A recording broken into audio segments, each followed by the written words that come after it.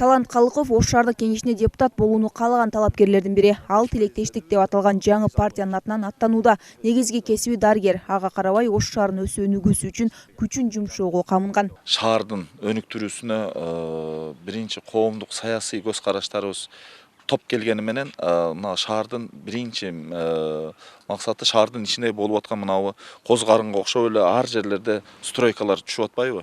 Ошолорду бир жаңсыл кылуу, мыйзамдаштыруу, шаардын инфраструктурасын түзөө, анан мен өзүм дагы бир саламаттык сактоо жагынан дагы кичине салым кошоюн деген ой менен ошо партияга бардым. Жергиликтүү кеңештерди шайлоо 11-апрелге белгиленген. Учурда Ош шаарында шайлоого катышуу ниетин билдирип 12 партия арыз жазган болчу. Анын экөө белгисиз себептерден улам берген арызын кайра артка кайтара алган. Учурда 10 партия тилектештик, ыйман нуру, ынтымак, Барбол, улуттар биримдиги, Кыргызстан, Улуу журт, ишеним жана Бүтүн Кыргызстан партиялары катталды. Шаардык кеңешке депутаттарды шайлоого бүгүн акыркы күн. Бүгүн түнкү саат 23:59 чейин кабыл алабыз. Анан ошо менен документ кабыл алуу токтойт. Кеңештин депутатка талапкер болуу үчүн ал албетте Кыргыз Республикасынын жараны болуш керек, 21 жашка толгон болуш керек кура боюнча. Жалпы орто билимден кем эмес билим болуш керек. Сот алынып салынбаган, жоюлбаган соттуулугу жок болуш керек.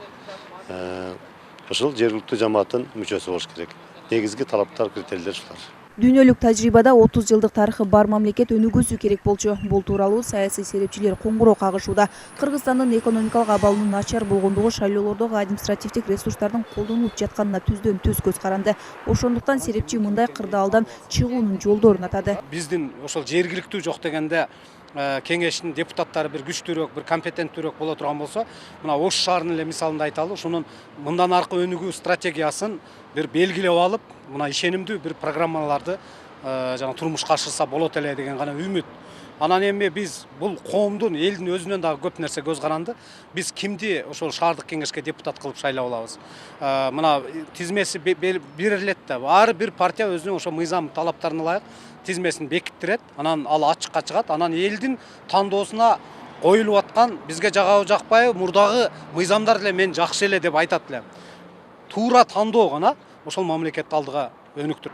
Эске салсак, 11-апрель Ош шаардык кеңешине депутаттардын шайлоо күнү деп жарыяланган. Ал эми дал ушул 1-март кечки саат 12:00 дал ушул депутатка аттанган партиялардын документтерин кабыл алуу аяктайт.